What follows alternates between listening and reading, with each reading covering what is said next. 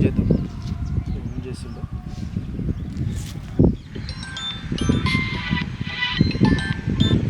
Hello hello Ganesh, ఎక్కడున్నావురా? ప్రకృతి వనంలో ఉన్నారా? వస్తున్నాగా అక్కడికి.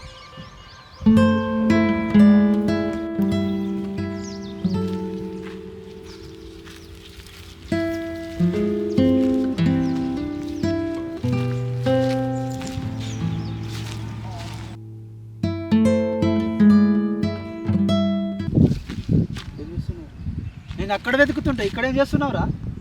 ఏమైందిరా, డల్లుగా ఉన్నావు? ఏం లేదురా, ఒకడు నన్ను మోసం చేశాడు. ఎలారా?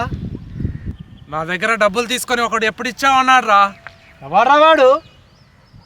ఎవడైతే ఏంటి, ఈ సమాజం మోసాలమైనరా.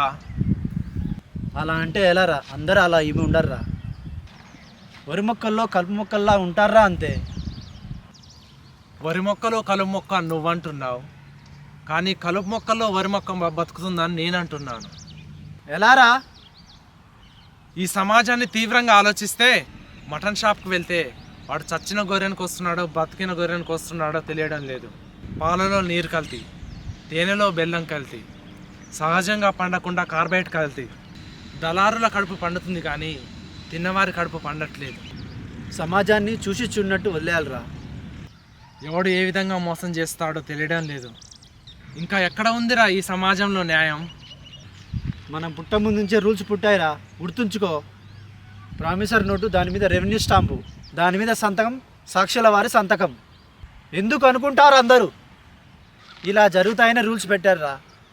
మనమే రూల్స్ బ్రేక్ చేస్తూ వెళ్తుంటాం. అలా రూల్స్ బ్రేక్ చేసే ప్రతిసారి రిస్క్ పెరుగుతుందని అర్థం. ఈ ప్రపంచంలో అప్పు ఎవరికి ఇవ్వాలన్న భయం వేస్తుందిరా. అలా ఏమీ ఉండదు. ఏమి ఉండదారా? కొసరు కోసం వెళ్తే అసలు కేసులు వచ్చిందిరా. బ్యాంకులు ఉన్నాయి, ఫిక్స్డ్ డిపాజిట్ చేసుకోవచ్చుగా. డబ్బులు తక్కువ కాలంలో ఎక్కువ అయిపోవాలని. ఇలాంటి ట్రాప్లో పడి ఇరుక్కపోయిన మటర్లు ఇరుక్కపోతారా మీరు. మీ జీవితాన్ని గందరగోళం చేసుకుంటారా మీరు. నాకు బుద్ధి వచ్చిందిరా. జీవితంలో అప్పు ఎవరికి ఇవ్వను, తీసుకోను.